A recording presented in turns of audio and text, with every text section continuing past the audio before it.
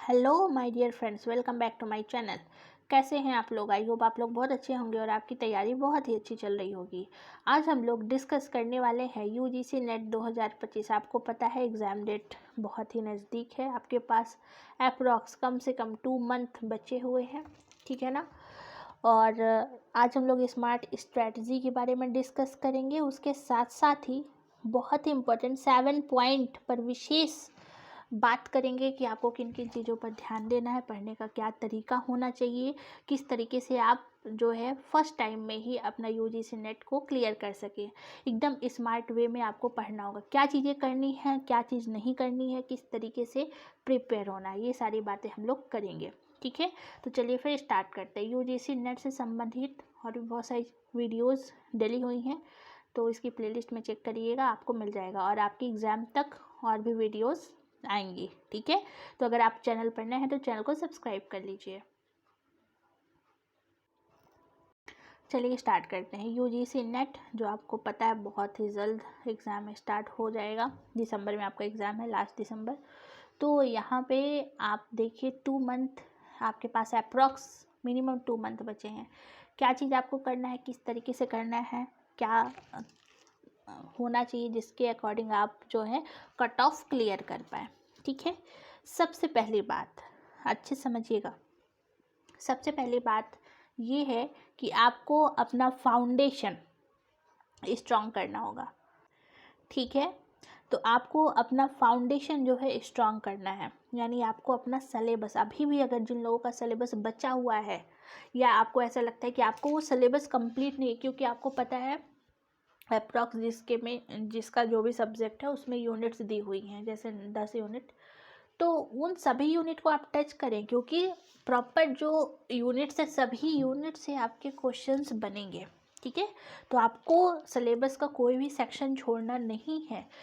कुछ लोग ऐसा होते हैं कि जो लोग उनका स्ट्रांग है उसी को बार बार पढ़ेंगे, उसी यूनिट को बार बार पढ़ेंगे, नहीं। आपको अपना जो फाउंडेशन है, आप जो कोर है आपके सब्जेक्ट का, वो स्ट्रांग होना चाहिए, ठीक है। तो आपको अपना सिलेबस, सबसे इम्पॉर्टेंट है, आपको अपना सिलेबस कंप्लीट होना चाहिए। अगर आपका सिलेबस कंप्लीट नहीं है तो अच्छी तरीके से चीज़ें नहीं हो पाएंगी। तो सबसे पहली बात तो आपको सिलेबस कंप्लीट करना है और उसके साथ साथ PYQs आप रेगुलर, आपको बोर्ड लगेगा लेकिन आपको रेगुलर जो है प्रीवियस ईयर क्वेश्चन सॉल्व करने होंगे, रेगुलर आपको सॉल्व करने होंगे। अगर आप सॉल्व नहीं करेंगे तो कट ऑफ क्लियर नहीं हो पाएगा। तो सबसे पहला काम आपको सिलेबस का हर एक टॉपिक का हर एक यूनिट कवर करना है, चाहे वो पेपर 1 का हो या पेपर 2 का हो। आपको पता है पेपर 1 50 क्वेश्चंस रहेंगे 100 मार्क्स के, ठीक है ना।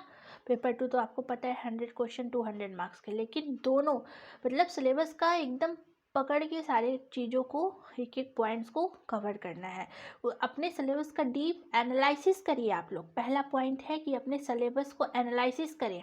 आप देखिए कौन सा टॉपिक स्ट्रॉन्ग है हमारा, कौन सा चीज़ें स्ट्रॉन्ग है और कौन सी वीक है, मतलब कौन सा यूनिट है जो हम अच्छी तरीके से हैंडल कर सकते हैं या हमारा अच्छी तरीके से हो चुका है, और किस यूनिट पर अभी और मेहनत करना है, क्योंकि अभी 2 मंथ भी बहुत होते हैं। अगर आप दिन रात अच्छे से मेहनत करें 8 से 10 घंटे प्रॉपर, तो आप अपने वीक पॉइंट्स को पकड़ के जो है उसको स्ट्रॉन्ग में कन्वर्ट कर सकते हैं।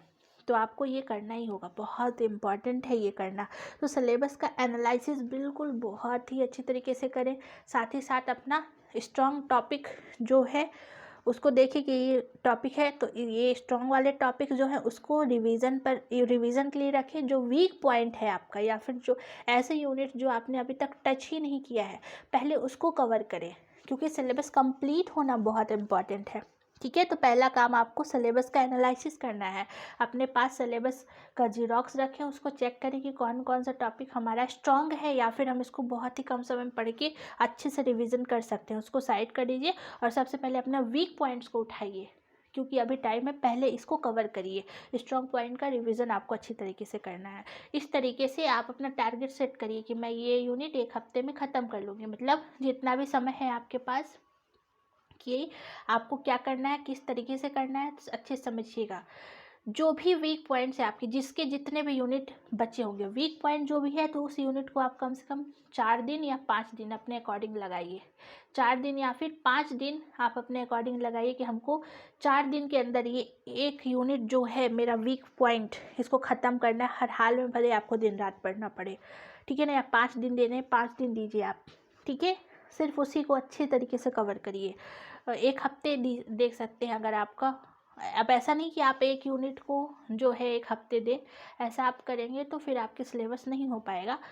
आप 4 या 5 दिन का टारगेट रखें, आप अपने अकॉर्डिंग शेड्यूल सेट करें कि जो है स्टार्टिंग के 4 दिन हमें सिर्फ इसी यूनिट को प्रॉपर, आप सब कुछ हटा दीजिए, क्योंकि जब माइंड एक यूनिट पर फोकस करेगा ना अच्छी तरीके से, तो वो बहुत सारे चीज़ों में डाइवर्ट ना हो करके आप सिर्फ अगर एक यूनिट पर फोकस करेंगे तो चीज़ें बहुत अच्छे से कवर हो जाएंगी।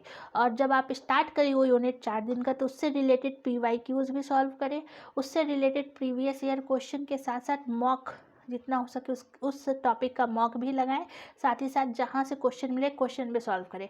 मतलब टारगेट होना चाहिए 3 दिन, 3 दिन से ऊपर नहीं होना चाहिए। अगर टारगेट है 4 दिन, तो 4 दिन से ऊपर नहीं होना चाहिए। 4 दिन इस तरीके से आप उस यूनिट को कवर करिए, दिन रात पढ़ करके, या आपको दोबारा सिर्फ उसका रिवीजन करना पड़े, पूरा सिलेबस कवर ना करना पड़े।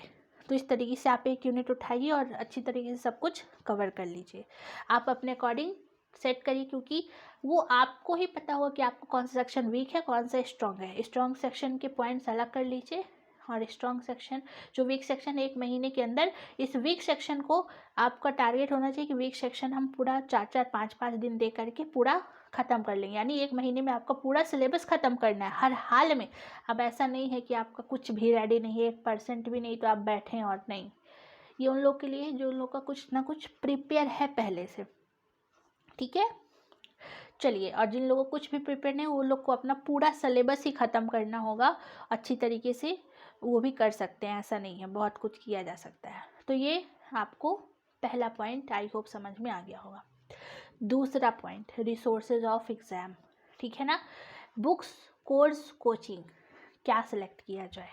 रिसोर्स क्या हो, मतलब आपके पास जो भी अवेलेबल, अगर आपने कोर्स लिया है, बिल्कुल आप आँख बंद करके सिर्फ उसी पर टारगेट करें, उसी को अच्छे से करें। जिन लोग ऑफलाइन कोचिंग में हैं, वो सिर्फ ऑफलाइन कोचिंग। अब ऐसा नहीं कि आप कोर्स भी ले लें, कोचिंग भी ले लें, बुक्स नहीं, नहीं, ऐसे में ना सब मिक्स एंड मैच हो जाएगा, कुछ भी क्लियर अच्छे से नहीं हो पाएगा। तो आप जो भी हैं, जहाँ से जो भी पढ़ रहे हैं, तो अगर आपने कोर्स लिया तो सिर्फ उसी पर रिलायबल करके उसी को पढ़िए, बार बार रिवाइज करिए। कोचिंग में है तो अपने टीचर्स के अकॉर्डिंग जो भी इंस्ट्रक्शंस दे रहे हैं तो उसको करते जाइए, और अच्छे से रिवीजन पर ध्यान दीजिए। बुक्स, जो लोग सिर्फ बुक्स का सहारा ले रहे हैं, तो मैंने बुक्स बताई हुई है। दृष्टि हिंदी मीडियम वालों के लिए दृष्टि पब्लिकेशन बहुत अच्छी बुक है, पेपर 1-2 दोनों की। आप उसको लेकर के हर एक टॉपिक 3-3, 4-4 दिन में आप खुद, अगर आप खुद से पढ़ेंगे तो एक यूनिट को आप 3 दिन के अंदर निपटा पाएंगे, सच बता रहे हैं। अगर आप वीडियोस देखने लगेंगे तो वो फिर बहुत ज़्यादा टाइम ले लेता है। तो आप बुक्स का इस्तेमाल करें, बुक में हाईलाइट करें चीज़ों को, शॉर्ट नोट्स प्रिपेयर करें, वो चीज़ें जल्दी हो पाएंगी, ठीक है। बुक्स का इस्तेमाल किया करें। तो रिसोर्सेज ऑफ एग्ज़ाम आपके पास जो भी अवेलेबल हो आप उससे करिए, ठीक है।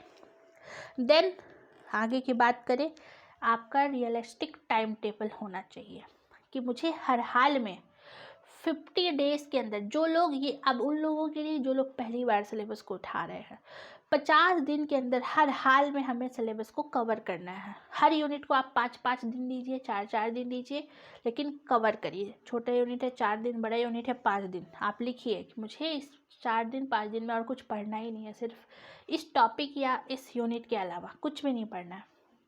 तो ये चीज़ें आपको करनी होगी। 50 डेज़ सिलेबस, हर हाल में 50 दिन में आपको सिलेबस कवर करना है, और 10 दिन के अंदर आपको सिर्फ और सिर्फ प्रैक्टिस और रिवीजन करना है। फिर उठाया, एक तो रिवीजन सारे यूनिट्स का, और देन एक दिन में 2 मॉक लगाने हैं। फिर अच्छे से उसका एनालिसिस करना है, 2 घंटे टाइम दे करके उसमें जो वीक सेक्शन है उसका रिवीजन और प्रैक्टिस करना है इस 10 दिन के अंदर। ये काम आपको करना होगा, ये आपको खुद करना होगा। आप ऐसा नहीं कि मैराथन देखने लगे तो मैराथन ही देखते रह जाए, ऐसा नहीं करना है। आपको खुद से पढ़ना है, खुद से टेस्ट लगाने हैं, ये सब कुछ आपको करना है, ठीक है।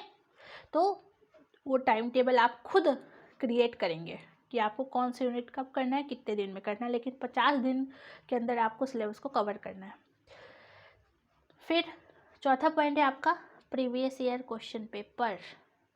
जो भी आप पढ़ें, क्योंकि जब आपको यूनिट उठाएंगे तो उसमें बहुत सारी चीज़ें रहेंगी जो कुछ आपको छोड़ना भी रहेगा, ठीक है। कुछ टॉपिक्स को, मतलब कि जैसे कोई भी टॉपिक है, बहुत डीप आपको नहीं जाना है, तो वो अब क्या चीज़ पढ़ना है, क्या छोड़ना है, वो सिर्फ आपका PYQs यानी प्रीवियस ईयर क्वेश्चन पेपर ही बता सकता है। तो आपको ये एक अच्छी सी बुक ले लीजिए प्रीवियस ईयर क्वेश्चन पेपर की, ठीक है ना। आप वहाँ से देखिए, उन टॉपिक्स को नोट कर लीजिए कि ये इंपॉर्टेंट है, ये चीज़ें हमें कवर करनी है, तो ये चीज़ें आपको पढ़ना होगा, ठीक है। देन नेक्स्ट, तो ये चौथा point, solve question after evening topic, every topic, मतलब हर टॉपिक के पढ़ने के बाद आपको क्वेश्चन को सॉल्व करना है। मतलब जैसे आपने कोई भी क्वेश्चन, कोई भी यूनिट कवर किया, कोई भी टॉपिक कवर किया, सपोज दैट किसी भी पेपर का, पेपर 1 हो या पेपर 2 हो, तो उससे रिलेटेड आपको क्या करना है, क्वेश्चन को सॉल्व करना है। 100 क्वेश्चन, 200 क्वेश्चन, 300 क्वेश्चन, जितना मिल सके आपको। Every topic after solve question, हर टॉपिक के ख़त्म होने के बाद आपको उससे रिलेटेड क्वेश्चन करना ही करना है। और उसके लिए हम आपको एक बुक बताते हैं, यूथ पब्लिकेशन, ठीक है। यूथ पब्लिकेशन की बुक आती है UGC नेट और सेट दोनों के लिए, जिसमें आपके संबंधित सभी प्रकार के एग्ज़ाम में पूछे गए, मतलब जो भी टॉपिक है उससे रिलेटेड आपके आसपास के जितने भी एग्ज़ाम हुए हैं, हर स्टेट के या सेंट्रल लेवल के, स्टेट लेवल के, उसी टॉपिक से रिलेटेड सब कुछ आपको कंबाइन मिल जाएगा। तो यूथ पब्लिकेशन की आप एक बुक उसको ज़रूर लीजिएगा क्वेश्चन प्रैक्टिस के लिए, ठीक है। लगभग उसमें आपको 3-4 हज़ार क्वेश्चन मिल जाएंगे, 3500 क्वेश्चन प्लस मिल जाएंगे। वहाँ से आपको क्वेश्चन को सॉल्व करना है हर यूनिट ख़त्म होने के बाद। तो ये 5 पॉइंट आपको समझ में आ गए होंगे। पहला, आपको सिलेबस एनालिसिस करके अपने वीक पॉइंट पर फोकस करना है, रिसोर्स कलेक्ट करने हैं, एक रियलिस्टिक टाइम टेबल क्रिएट करना है, प्रीवियस ईयर क्वेश्चन पेपर लगाना है, देन एवरी टॉपिक के बाद आपको क्वेश्चन को सॉल्व करना है।